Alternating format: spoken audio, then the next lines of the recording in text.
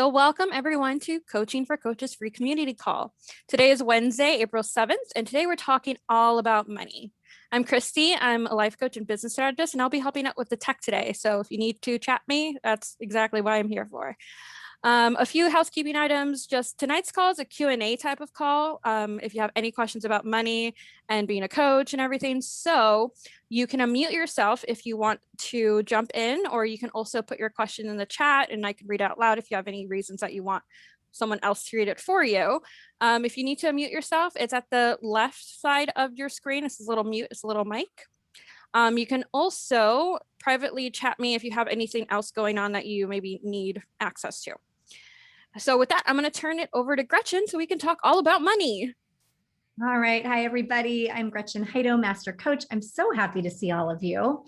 So tonight it's going to be that show me the money, money. That's what we're going to talk about. And I hope that you brought your questions, because one of the things that I find in working with coaches is we have a lot of stories about money. We have a lot of questions about money. We're concerned about what we should, with quotes around it, should be charging. What is the right price? There is no right price. What kind of packages we should be creating and that sort of thing. And so I thought that tonight it would be a really fun forum for you guys to bring your questions and to ask, and to really know that there's no silly question. All of the questions are valid, and to be brave enough to put it out there on the table. The other thing with this too is, let's talk about, even some of your clients' objections that you may have come across that sound as if they're money related. Most of the time they're not. The money is an excuse, just because it's very common to say, oh yeah, that's a lot of money, or I can't afford that. And people tend to back off if you say those sorts of things, but it usually isn't about the money. It's about the motivation. It's about really connecting with your client and getting to their deepest reason for wanting the coaching. So I'm just gonna pause for a minute and ask who has a question that they want to start us off with when it comes to money.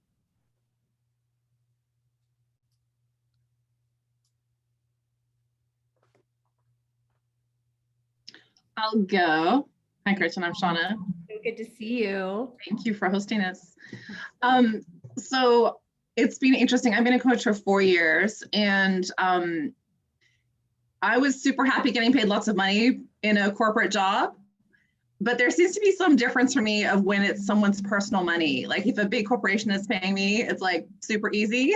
But it seems to be harder to ask for more and more money as a coach when it's someone's individual money that they're paying for out of their own pocket. And I think that there's some context around value and all this kind of stuff, proving whatever, but I'd be just curious what you have to say about that. Yeah, I love that. First, I'm going to ask you to say a little bit more. So when it's a corporation paying, or when you were paid by corporations before, no problem if they wrote the check, sky's the limit. But if you know that it's Susan from next door, what's the feeling that goes with it for you about asking Susan for money? I think it just feels a lot more personal. Mm-hmm. So the feeling, I think it's not really a feeling, right?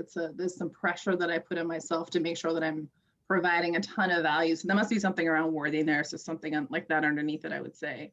Okay, so it's also interesting that you said you need to provide a ton of value. So you're somehow measuring the money that they're paying you based on what you feel like you can deliver.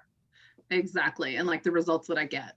Yes. And the results that you get. So anyone relate to this question, and to this comment? Yeah. So I really get this. Isn't it interesting that as coaches, one of the very first things that we learn is we are not responsible for our clients' results, right? And that's just back to the basics. However, the minute somebody's going to pay us some money, we get really jacked up and we feel like we're suddenly responsible for their results because they've paid us. Mm-hmm. So here's something that I know about the money. If you can reframe it in your head, mm-hmm. that the money is there to commit the client to being responsible to their results, and that they will take it more seriously the more expensive it is, mm-hmm. it lets you off the hook a little bit. Mm. If I show up and I paid, $15 for something, I'm probably not as serious about it as if I paid $500 for something. Right. And so we come in a different kind of just at a different viewpoint from that as the coachee, as the client. And then as the coach, same thing. If someone's paying me $15 for something, I'm not as excited to coach them as I am if they're paying me $500 for something. So think of money as a trigger and activation point for both you and the client, so that both of you show up activated, you ready to go, not to fix their problems, but to show up empty enough to truly serve, to be intuitive, to hear the deeper thing, to ask the hard question, to not be worried about being overly polite, but to say the thing that might be hard that could truly change their life. And then for the client, they're coming ready to not waste their investment. And so when it comes to the part about personal money too, one of the things that I like to tell potential clients is that this is a big investment. And I just put that out there right away. This is a big investment so that they know, this is a big investment. I don't want you to make it unless you know that it will work for you. And that way, then it lets me off the hook that they can decide whatever their money story is. And so then for you, I would encourage you to look at what's your idea on how much money is too much for coaching. What would you be willing to pay or not pay, and why, when it comes to the value of coaching? And what are your stories around personal money when it comes to self-improvement? So give me some feedback on what I just said there. What sprung up for you? Yeah, it's so funny because I've spent technically we're crap ton of money on my own personal leadership development over the years. So it's so funny that I would put a limit on what other people, what's the right amount for them to spend. Or I think I just take on being responsible for anyone that comes up with a money objection. It's like, oh, okay, it's actually, my coach likes to tell me, Sean, it's none of your business where the money comes from. Yeah. And when we hear where the money is going to come from, you'll be amazed at how resourceful people get to make investments that they find worth it. We pay for all kinds of things that we don't need. And if you want something, you figure it out. You really figure it out. And so think of all the benefits. It sounds like you yourself have invested pretty darn heavily in coaching and personal development. Think of the ways your own life has changed because of it. And has the money that you yourself have invested been worth it? And then something else I like to do with potential clients too is really be honest about what would need to happen in our coaching relationship for this X amount of dollars to be worth it to you. That way it's clear. It's not like, well, I hope they're getting the results that they need. And, oh, I sure hope it's worth it. And I don't have to do a lot of tap dancing. Instead, I've just been very clear and direct with, okay, so Shauna, to make this investment, what needs to happen in our agreement for it to be a home run? What do you need to see? Yeah. Is that helpful? That is awesome. Thank you. I love the idea of both of us coming and being triggered, that the dollar's a trigger and an activation point for both. Because I've been kind of looking at it a bit more one-sided. So that's very helpful too. Yeah, money gets people ready. The things that people pay for, they pay attention to. And so when you think about that too, the larger the sum, the more you're paying attention. Yeah. And I know for me, I've hired all sorts of coaches, from the time when you first start coaching and maybe you're really nervous to make that kind of an investment to the kind that you're like, oh, how much money am I paying for this? All of those sorts of things. And I show up each larger investment, I show up more ready. It's like, this better be worth it. But what it really means, it's not that the coach better be worth it. I better be ready to go. I can't be thinking about what I have to do in 2 hours. I shouldn't come to my coach with nonsense stuff. I need to make the investment worth it for me. And so that's something else too, that you can really prep your client that here's some good ways to be prepared for our coaching contract. Keep notes in between sessions of what you want to talk about. Come prepared. We probably can get through several topics, those sorts of things. That way too, they know that you're activated and ready to go as far and as fast as they can. Yeah, I love that. Thank you so much. Yeah, thanks for asking the question. Yeah. Who else? Eva. Hello. Hi, good to see you. Good to see you too. Oh, darn it. Is that some money coming in? Yeah, I wish. So I've been invoicing clients at the end of the month Mhm, after services are rendered. mhm, mhm. And a coach friend of mine said, "You're crazy." Like she literally gets all the money up front, whether it's 3 months or 6 months or whatever. Mhm. And like she said exactly what you just said. It's part of the commitment. Then they are going to show up ready to go. They have paid in advance and it's just part. She sends them the contract and the invoice at the Yep. exact same time. Yep. What's your question? Do you agree with that? I do agree with that. So let me hear from you.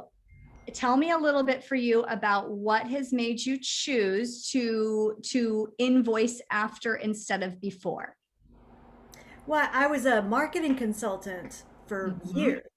mhm. And when I worked at an agency and when I worked for myself, that's what we did.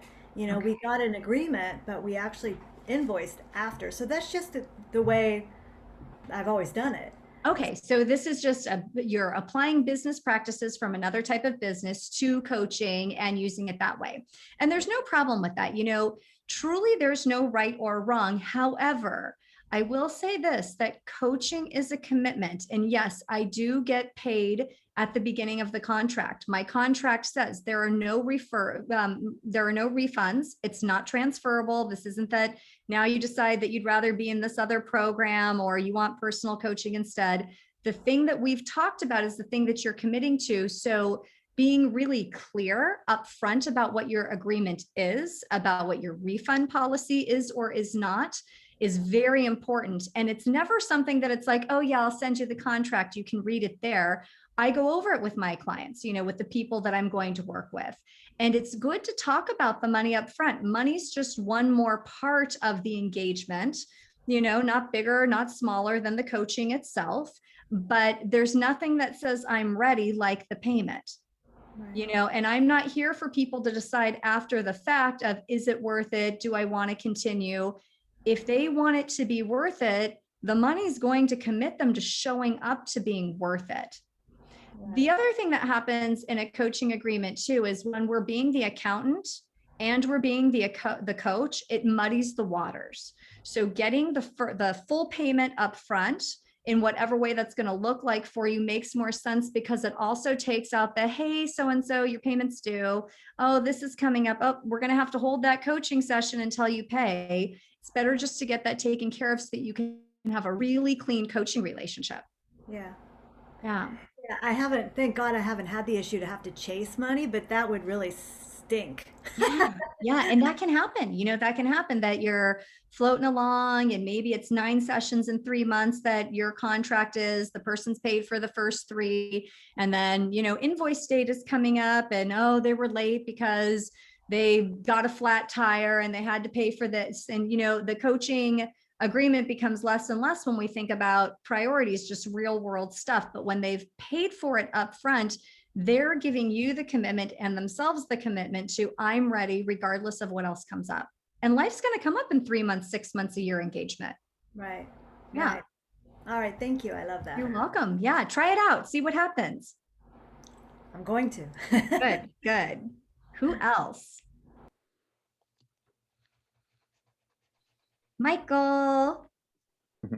Hey, Gretchen. Hi. Good to see you. Good to see you. So, now let me lower my hand. All right, you got it. All right.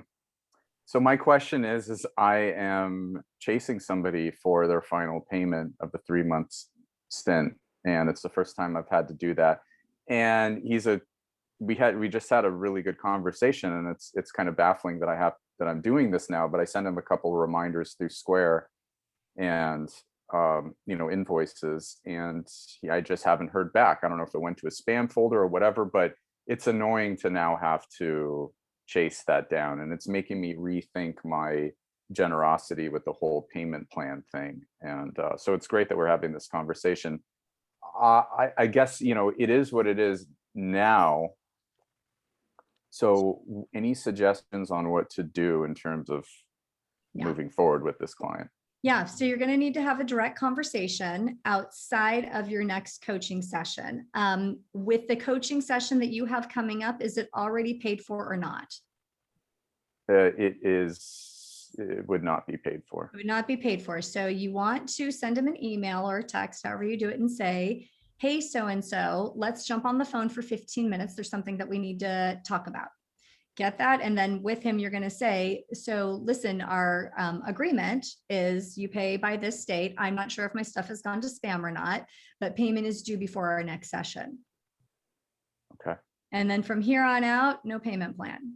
See, and it's a big leap of faith, right? Because if you can't do a payment plan, what if they can't pay? What if it's really hard, right? And that's the fear. And so there's a few ways to do that. If the agreement is big enough and they put enough down up front, one of the things that I do allow from time to time with clients is that they pay a substantial, amount at the beginning, probably close to 75%. And then the rest they can pay monthly or quarterly, whatever it is that we've come up with, but they post-date their checks. Yes, it's old school, but I'm holding them. They send it all to me at once with their contract so that I'm holding them and we never have to talk about money again. So that's another way to do it. Yeah. Chasing down for money or sending reminders. Like you said, it really muddies the coaching relationship. Yeah. Muddies that coaching relationship. I can hear something though underneath it. Tell me what's going on right there about no payment plan. Yeah, it's exactly what you said. It's scary. The reason why I've been like, oh yeah, and by the way, you can do it on a payment plan is because I wanted to close the client. I'm pretty new at this still. So I want clients, I want sales, I want money. So I wanted to make it as easy for them as possible. And then now this is happening. And so I'm rethinking it. Well, and here's the thing, you want to make it as easy for them as possible. And where the breakdown comes in that is believing that what's easy for them is not to pay it all at once. That's just buying into their story. We don't know that it's really not easy for them to do it. Inconvenient, possibly. They're afraid and they might get to change their mind. So they keep a trap door, more likely, as to why people want a payment plan. Another thing to think about too is if you do it in the way that I'm suggesting, that they pay a large sum up front, again, close to 75%, over 50% for sure, and the rest they post-date checks, that's easy. It's easy. It's awkward to ask for it, but if you say, this is just this is how I operate. So here's what's going to happen next is your payment of $10,000 is due by whatever. And the remaining payment plan of, $2,000 per month for the next 6 months, what you're going to do is postmark checks and send it all to me with the signed contract. And if you just state it that that's what it is, people follow. It's when it's like, oh, well, I guess you can pay it like this, or I guess you can pay it like that. If you're wishy-washy, they don't know how to follow you. Yeah. Another thing that came up, another option is, because I have been taking credit card, is to say, okay, well, then I will have your credit card on file and I will charge the credit card on the first of the month. Yeah, you can do that. Okay. All right. Thanks. You're welcome. Christy, is there a way to do the recurring payments as well? Yeah, actually, Michael, we can talk about that too. Depending on what systems you have, you can have either reoccurring payments or a reoccurring invoice. Typically, people like reoccurring payments because you don't have to remind people for anything, but having the invoice allows people to, change their cards if they need to. So there's different payment gateways that would do that. I could think of a few and add in the Coaching for Coaches group as a resource. Okay, yeah, I would opt for the automatic payment because I basically, sent him invoices and now one of them is out there outstanding. Okay. And so now I'm having to chase him down to like, hey, pay this invoice as opposed to just charging his card. Yeah, one I can think of off the top of my head that I know people use is Square Payments that actually has reoccurring billing, and I believe they have a reoccurring not just sending the invoice, but also just charging the card. But I will track down a few that's not system specific because the one I would suggest is in another system. So Okay. I'll grab a few that are within systems and ones that are just standalone payment gateways. Cool. Thanks. Yep. Good question, though. And I know that that is something that we worry about. Remember, when you're having the fear of money, like, well, will they work with me?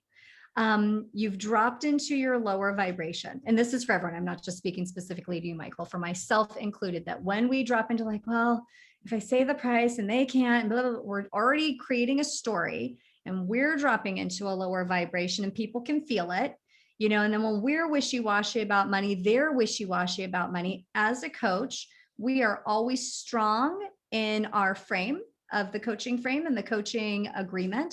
And we're always showing up as our professional self. Again, think like a lawyer. Your lawyer's not like, well, I hope they pay me. They're just billing you. That's it. You need to pay me a $50,000 retainer to get started. They say it, you can pay it or you don't pay it. Good luck finding another lawyer. No problem. Best of luck. And so if you have some of that same attitude, what you might find happening is that more people are actually attracted to you because of your high value. When we treat ourselves with high value and high regard, and even suggest go ahead and talk to other coaches, really with no tie to it either. That's the trick with this, is to not be like, oh God, but I hope you choose me. Really with no tie to it, what's going to happen is you're going to see over and over again that your value is noted just by that exchange. And if you're working with business people and you're going to help them with business in any way, and I don't know if this person that you were talking about, Michael, is in business, but that's going to be a good mirror for them of what they're going to want to do if they're entrepreneurs. Yeah. He's not a business. He's a nice guy. Well, then that's going to be a good one just to help him with that. Mm-hmm. Yeah. Good. Thank you. You're welcome. Who else? I have a tactical question and an anecdote just based on the last conversation. My anecdote is the 3 clients that I was the most wishy-washy with payments and was like, discount, or how about once a month instead of twice a month? Like, they've been my 3 worst clients by far in terms of like how they're showing up. So it's good to reflect on that. The ones that pay full price, and my pricing has been going up and up, and like the ones that have paid the most premium are the best and most engaged and making the most moves. So it's a good insight for me, and maybe it'll resonate with some of you. My question is a little tactical around payment methods. Mm-hmm. My clients currently pay through Venmo or Zelle. I haven't enrolled myself in like a credit card payment system, mostly because I'm a little intimidated and there hasn't been a need. So I'm like, maybe I'll kick that down the road, but I'm curious if you think that will eventually be kind of a necessity for the business. And if so, if there's certain platforms that you'd recommend. It's a really interesting question. Maybe. I don't tend to like to take credit cards. I don't want to. I don't want to have to pay the interest on it, where you end up losing some money because of it, whether it's 1% to 3%. I tend to like people to wire transfer the entire amount, and they can figure out how they can or can't do that. I do take Venmo and I do take Zelle, but I leave those details to them. It's sort of like when you decide that you're not going to give discounts. If you decide that you do not use credit card, people will still figure it out. They will still figure out how to do it, whether they need a cash advance. But if you do want to be able to use credit card, I know that Christy put Stripe, PayPal, those sorts of things. I have used PayPal in the past. Is that helpful, Marissa? Okay. Thank you. Can I pop in? Yeah. The system I currently use is Dubsado, and there's a lot of CRMs that have this type of feature where you can give them the option to pay. So when I send the invoice, they can pick themselves if they want to pay PayPal, a card, or ACH. So they literally can just pay whichever way they want. I'm completely out of the picture at that point. What was the name of that, did you say? Dubsado is the one. There's a few more, but that's the one I tend to gravitate towards because I've been using it for years. And I like giving the different options because sometimes people don't want to pull out their card. So PayPal is just like everything's linked to them, or they have a PayPal credit or whatever they're going to do. And then for the fees, a part of it, I always either suggest making sure that, 1, you can eat the fees, but 2, most of the time they're deductible from your taxes anyway. Just checks with your tax person, but for the most part, they're a write-off. So. Okay. Who else? What else do you want to talk about when it comes to money? Your questions that it's like, where do I ask? Where do I bring this?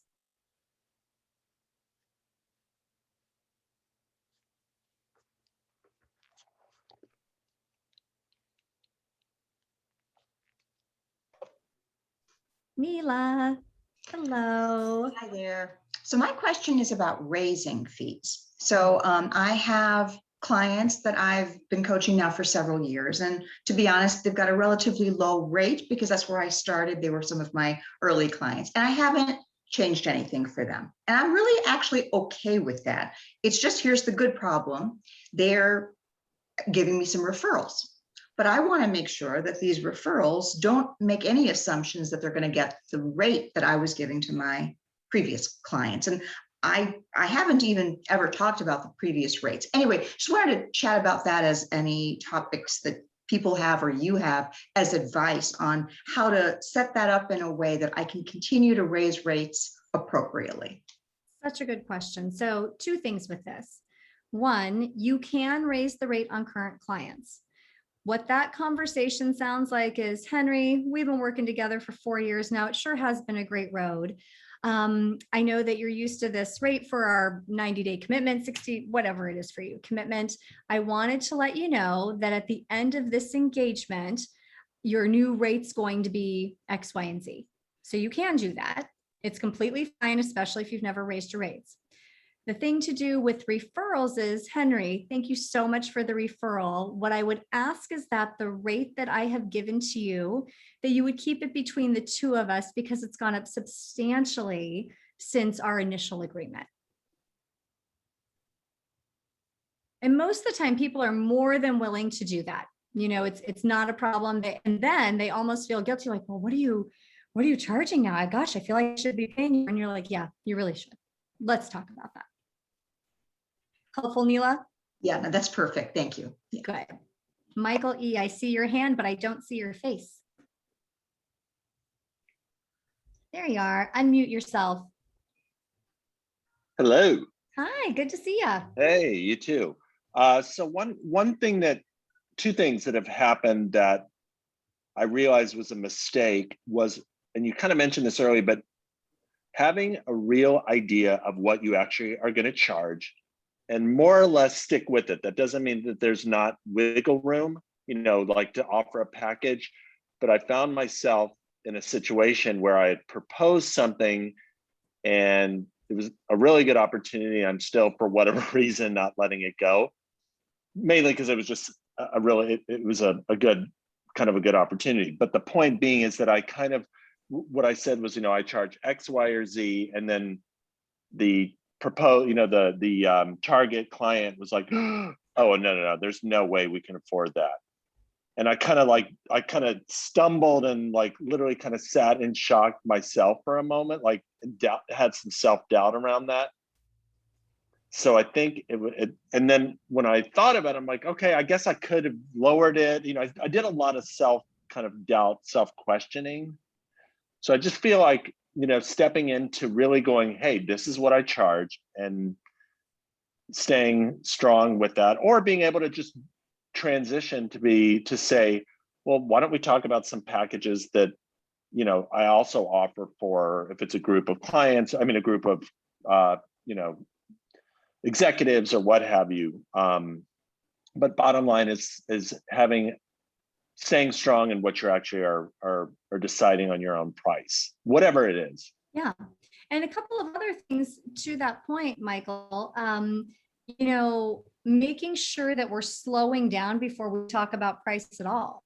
Right. That if a client is like, whoa, I could never afford that, my guess is that they haven't felt enough value for whatever quote unquote that price is, but that when they see the value and they've experienced the value and you've really connected to their true why of what it is that they're wanting, the price becomes a little bit secondary. If they believe that you can coach their people to have better relationships, they're probably more willing. And the other part of this too is not to overwhelm people with choices and packages. It's really, you make your highest recommendation for the person in front of you. Not like, okay, well, you choose, I've got a 3-month, I've got a 6-month, I've got a 10-day, I've got a 2-hour. It's like, what is your highest recommendation as the coach of what you think that person needs? And then let them come back and say, oh, that doesn't fit my budget. That's too long. That's too whatever. And then come up with something in the moment of, okay, so maybe a 4-month would fit you better. But when we overwhelm our potential clients with too many choices, they don't know which one to choose. They're very confused and all of it feels too expensive. Is that helpful? Well, yeah, and let me also say that this was about 9 months ago when I was kind of just getting started. So I wouldn't, I didn't do, but it was just a lesson that to remind myself and also for any other people in the group that may have had this experience or may be confronted with it. Mm-hmm. So yeah, good. Thank you. That still reminds me. Sure. Yeah, it's a good reminder. Who else?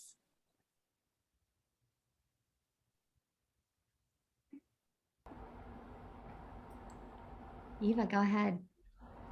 Yeah, I find myself trying to decide how much they can afford. And I don't know that that's a good strategy at all. Like if someone is a director level, I'm like, oh, okay, well then they could probably afford this. But if someone's a senior VP, maybe I could charge them more. Like, is that weird? I don't think it's weird. I just don't know if it's a great business model. So I get it. It's almost like that sliding scale concept that we hear about in therapy. Oh, you can't pay this. So you're an $80 client. Oh, you make this much money. You're a $300 client, but it's all the same work for you. What I think about is, what is my time worth? What am I willing to do it for? And that's the price that I give. I am always shocked when I get out of my own way about someone else's money story, about what people can afford. I'm the one deciding what their story is when I'm trying to figure out, oh, well, they just told me that, their husband hasn't worked in 6 months and, oh, their son has to have a therapist and, oh, there are other ones in this. If they can pay for those things, they probably can pay for this too or not, but that's none of my business, And so deciding your price based on what you think someone else can afford may not be sustainable and might cause you some resentment later. That when you get to coaching them and you figure out like, oh, well, actually they had a trust fund, they had this, they had that. And then you're mad that it's like, I could have gotten, and you don't want to you're still doing the work because you said you do the work, but you're not feeling as excited about it.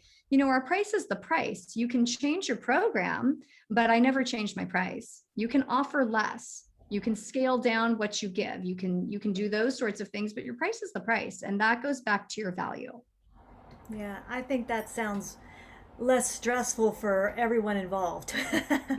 Yeah, exactly. Thank you. You're welcome. Do you have a different price if a corporate HR budget is footing the bill versus if someone's paying out of pocket? When it comes to corporate HR, it depends. It really, for me, my price depends on the executive that I'm going to be coaching and my pain in the butt fee. How much work does this executive need? And a lot of times they're being forced to have coaching. It's not even that they necessarily want coaching. I tend to not do a ton of corporate coaching anymore because it's not my favorite. If a corporation is footing the bill too, it's funny how we think that they have more money. Sometimes yes, and sometimes they have a smaller budget and they try to promise you like more work. Oh, well, if you coach him, you can coach these other 10 executives at this rate too. But thinking about that, why do I want to coach 10 of your executives at a lower rate than I coach for? I don't. And so maybe, it just kind of depends again on my excitement level and who the individual is going to be. And scope of work. Am I doing a bunch of workshops for them? Am I doing a bunch of speaking for them? What's actually involved? Gotcha. Okay. I won't put you on the spot and ask you what pain in the butt premium you put on my one-on-one coaching package with you. You had none. You were great. There's no pain in the butt with you. I actually won't work with clients anymore that are a pain in the butt. In the beginning, I did a lot of that because we all want to get paid and we want to prove to ourselves that we're coaches. And it feels like anybody to coach is a body to coach and it pays our bills. I do not work with people that I do not enjoy anymore. I just don't do it. It's not worth it.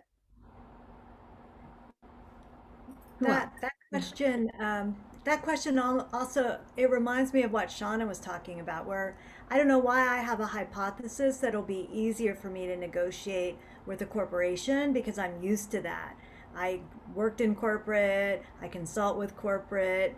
You know, I do have a hypothesis that I'll be able to be firmer on my price than with a person who has just told me that they haven't worked in 6 months, you know, blah, blah, blah. So You'd be I get that. I get that question. Yeah, and you'd be surprised how the person who hasn't worked in 6 months is oftentimes more eager and motivated than the executive who has coaching being paid for. The person who hasn't worked in 6 months that's shelling out 20 grand to work with you is going to show up completely prepared and ready, not be late, not text you, oh, my meeting ran over, where the executive is constantly late and texting you, my meeting ran over, and expecting you to understand because it's not their money. Yeah. The other thing too is maybe you decide that you don't negotiate. I don't negotiate. It's not like we go back and forth on what I charge. When I go to the store to buy Starbucks, I don't get to negotiate with what I'm going to pay for Starbucks. Why should people be able to negotiate with your rate? It's not different. You know, if you decide it's not different, I don't negotiate. I will change my program, but I will not negotiate what it is that the price is. Yeah. Natasha, are you raising your hand? Go ahead. I have a question around pricing on putting your price on your website. I've seen some people do this. I don't, but what are your thoughts around that? What are your thoughts?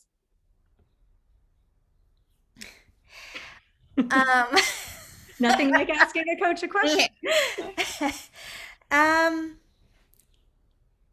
I'm a little conflicted about it. I like the idea around it, like for the group program that I'm having. I don't know, maybe even for one-on-one. I kind of like it because, people know what your rates are, and they're only gonna come to you if they're serious and they're ready to invest in a program. Mhm.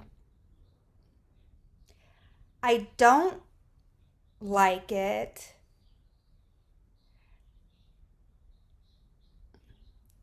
I like it.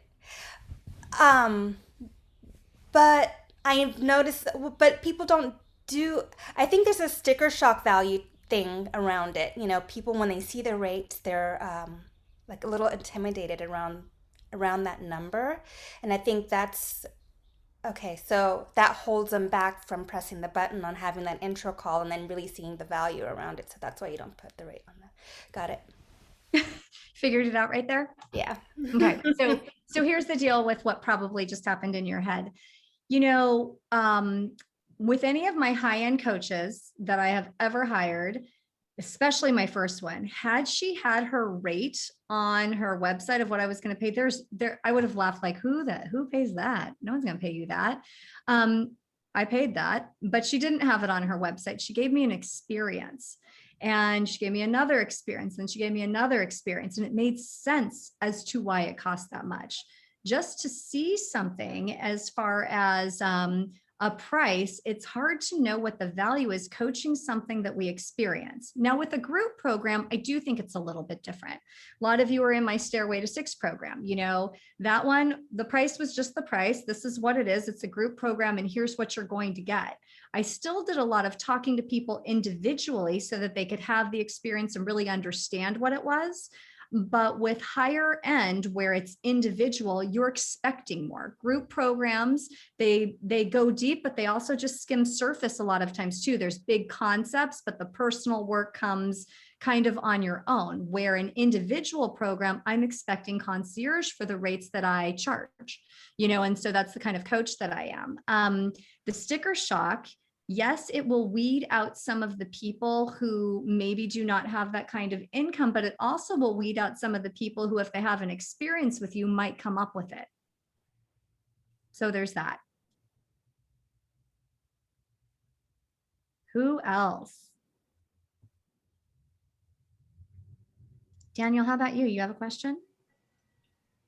Natasha asked my question. I was Okay. patiently waiting, and then it's perfect. So that resolved it for me as well. Thank you. Okay. Honor. So since we're on group coaching, can you talk a little bit about honing in on what pricing that would be and trying to figure that whole thing out? Yeah, for group coaching of what you might want to charge. So there's no wrong answer. There's no wrong answer on this. I think it depends on what does your program include? How many people are going to be in your program? How many hours is it going to be? And remember this, the hours where you're actually doing the group coaching, there are many more hours on the back end of what you have to come up with to have a successful group coaching program.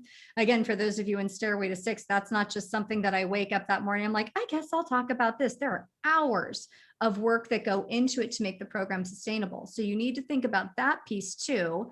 And at the end of it, it's again, what's going to motivate both you and the group for it to be worth it? What's the threshold? And so there's no answer of like groups should be $300 for this many hours. It really just depends on what is going to be happening in the group, the transformation that you expect to see. If you're going to do any individual, what are some of the other things that you're going to be giving? The more that you're going to give and more experiences with you, the higher the value. So it's a non-answer. What is the price that you think you should charge? Are you asking me for a number? I have no idea. I haven't given it a lot of thought at this point. I'm just kind of getting ready. All right. I'm two things. As one, I'm doing it for myself, and two, I'm going to be doing it for a group of, women who just don't have a income and they're really just trying to get up. So it's more of a service of, those people I probably will need grants and that kind of thing to attend, but that's through an organization. Okay. Okay.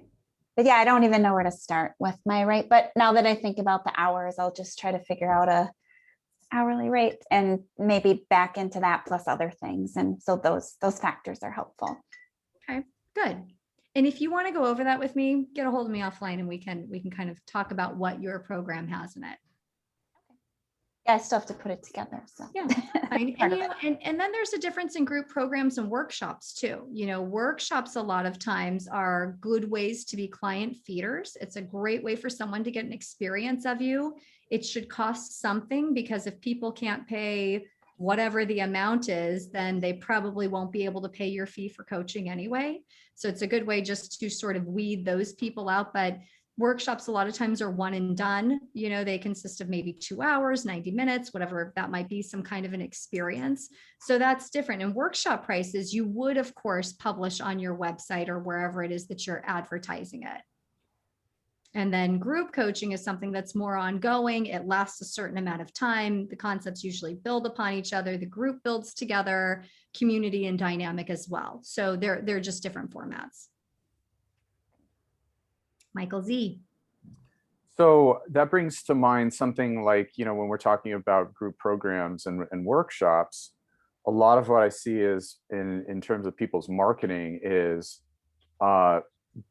purchase your ticket within the next 3 hours and you get 50% off. And they have like this big timer that's like ticking down and things of that nature. And so I think there's a lot of gimmicks that go into pricing out there. And okay, so I guess my question is like, what's do you believe in gimmicks? Do you believe in any of that stuff? Or how would you go about, that actually like advertising your price for something? Okay, what do you think I'm going to say? You're like a no BS, no gimmick type of a person for sure. Gimmick. I hate that bait and switch stuff. Think of what you respond to. If someone told me, sign up in the next 3 hours, I'm not going to even go to your thing. I think that's ridiculous. I'm not going to try to coach you to help you on how to sell it better. I don't think that those sorts of things work. Would you buy something that's like, sign up in the next 3 hours? If so, then maybe your audience would too. There's no right and wrong. For me, that never is going to attract me. If anything, I don't want anything to do with it.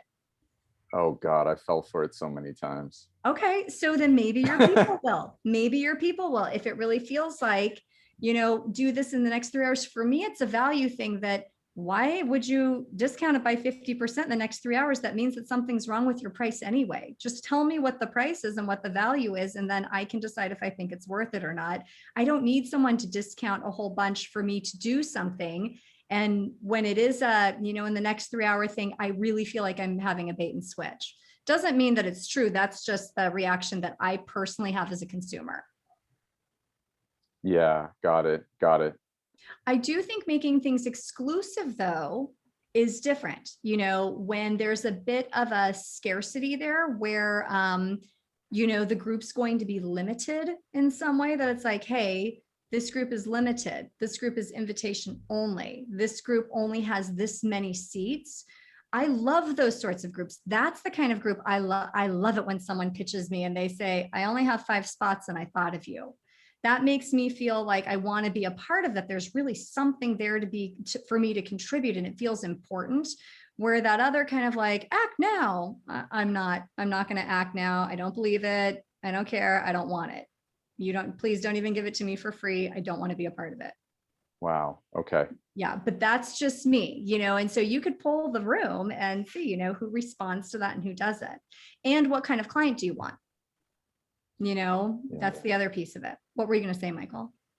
Yeah, I was going to say, I mean, yeah, for my program, what I'm thinking is I want a high caliber client for the VIP, the full program where there is going to be a very limited number of seats. Then I'm glad I asked this question, because I had it in my mind, like I would do something like that, like do it in this such and such time, early bird pricing or whatever you want to call it. I mean, even Tony Robbins does that. Like, so early bird pricing is different though. Early bird pricing is one of those things that what early bird pricing usually means is you're trying to seed your group. You want to make sure that the group is valuable. If you have enough early birds, then you know that the group's really going to take off. So a lot of times people will do early bird pricing kind of as an allure, just to see like, hey, it's $500 off, and to make sure that the program's really going to work. If it doesn't, you can still refund the money, if you don't fill it. So there's that with early bird pricing. Another thing too is it's to keep people's interest that, okay, if with Stairway to Six, I started, I think, asking people to be a part of that in October. It didn't start until January, and some people knew that they wanted to do it and they did do early bird pricing. But that's different than 3 hours, that sort of thing, I think is just a different pressury type of tactic.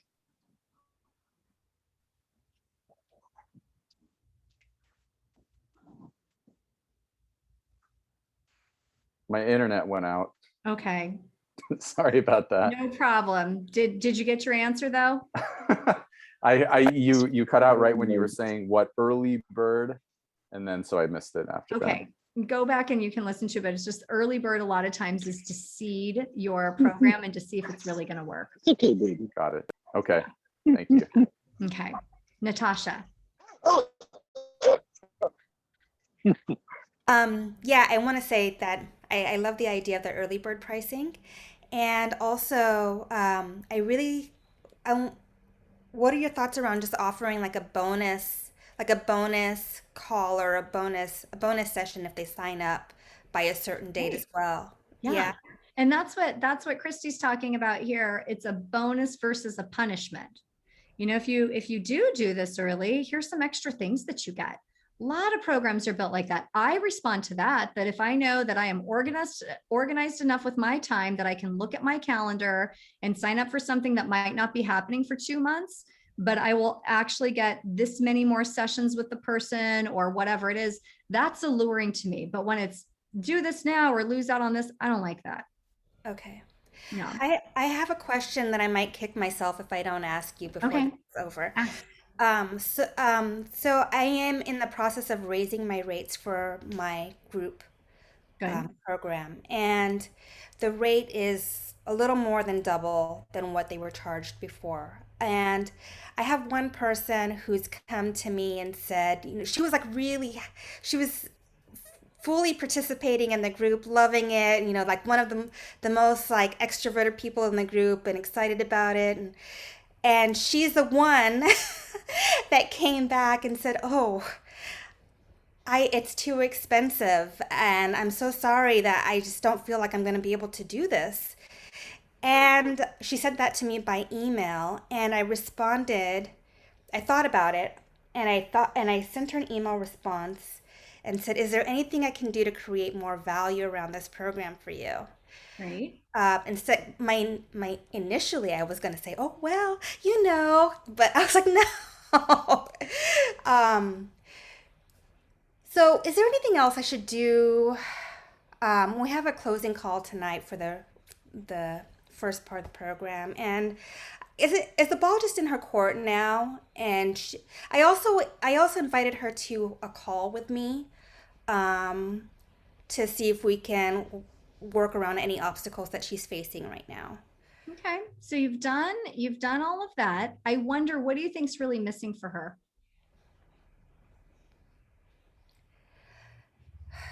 Honestly, I don't know. I've been thinking about it because I feel like she's liked everything that we've done. Mhm. Um, Because the program's not overly costly, right? Your no, program, yeah, that's no. so that's why I'm thinking, I wonder if this, I don't believe her that it's about money. I don't either. Get on the phone with her. Get on Okay. the phone, find out. Find out what worked for her in the program. What was she hoping for that she didn't get? Okay. So she hasn't taken me up on the offer for a call yet. Should I just pick up the phone and call her? Call her. Just call. Why not? Okay. Find out.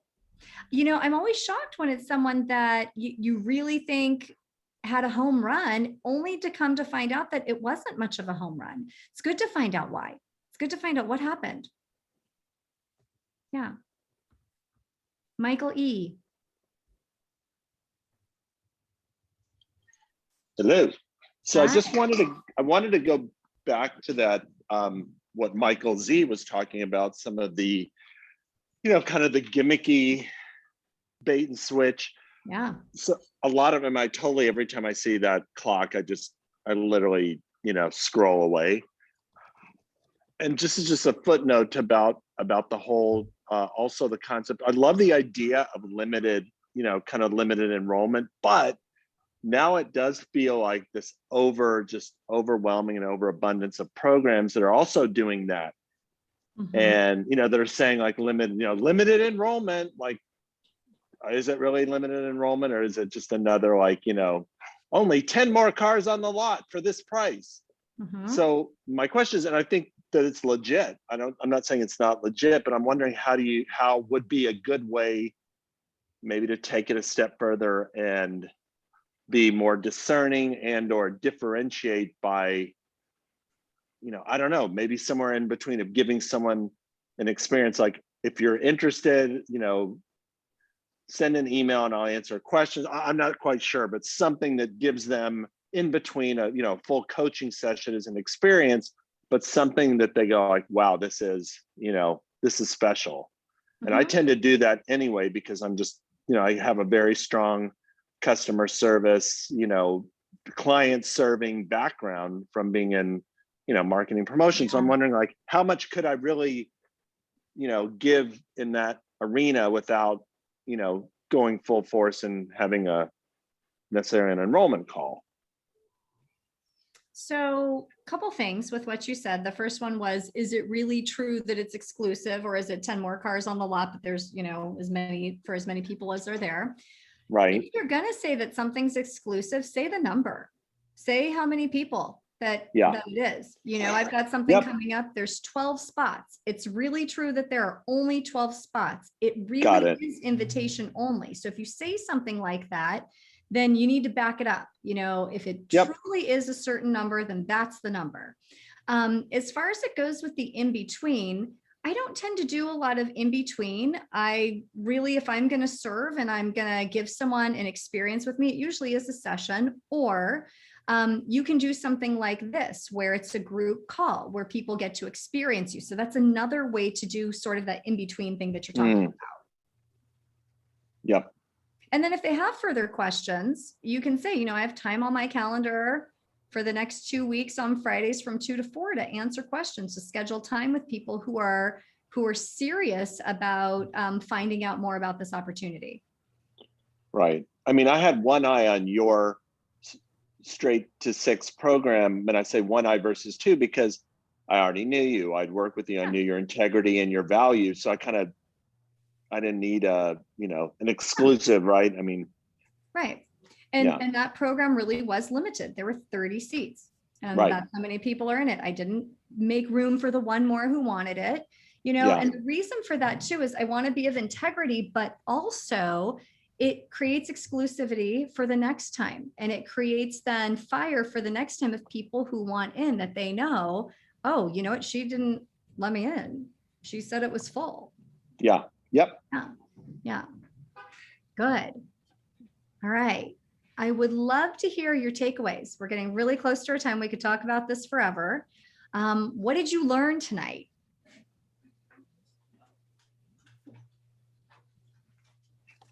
What did you get? Don't be wishy-washy, like claim your price and put it out there. Yep. Good. What else? I'll put it on my website. Yeah. Yeah. Good. Yeah, let them have an experience before. Yeah, sticker shock and without understanding the value. Makes Mhm. sense. Thanks. Good. Thank you. Get the money up front. Get them. Show me the money. Nothing says I'm committed like the cash. Just doesn't. Commitment and cash go hand in hand. What else did you get? Invitation only would be a good catch for calls for group sessions. Yeah. And really, here's the great thing when it comes to groups.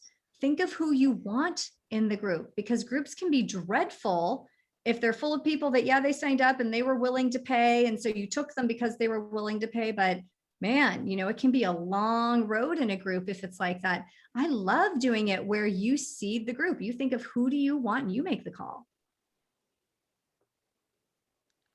What else? What's another takeaway? I like the thing that you said about dropping your energy when it comes to giving the price and keeping that energy high when you deliver it. Yep. Good. That What one else? was helpful for me as well. Yeah. Okay. Any other key takeaways for you? Not creating a money story for the client. Mm-hmm. Good. The other thing I encourage everyone to do is to raise your prices. Just raise them, just play with it. What's the worst thing that's going to happen? You're not getting a client anyway. When I go with that attitude that no one's hiring me anyway, so who cares? Raise your price. Raise your price and see what happens. A lot of times, the higher the price, the more value you have. The more value you have. So whatever your price is right now, go raise it by 20%. Play with it. If it doesn't work, you can go back to your other price. No problem. My guess is you will close more 20% higher. I know it sounds crazy, but it's true. And I would love to hear from all of you in our Coaching for Coaches page, how that works. How that works for you when you are brave enough to raise your price. And if you're not wishy-washy and you really coach the client, you show up as a professional, you will be surprised at how people are willing to follow. And I don't mean like follow you like a sheep, but willing to follow because they can feel your care. They can feel that they are in good hands. People want to be in good hands and they're willing to pay to be in good hands. I was willing to pay exorbitant amounts of money to be in good hands. And I knew that I was in good hands. The fee commanded it. The fee commanded it. And the way that these people have laid it out for me commanded it and showed it. So be that from the very beginning, be high value from moment one. And remember, every touch point with you, with your potential client should be high value. Should be high value. It's not just high value when you're selling, it has to be high value all the way through. All right, everybody. So good to see all of you. Thank you. You're welcome. Thank you. See you next month. Thank you. Really good call. Here. Thanks. Thanks, You're Kristen. welcome. Good.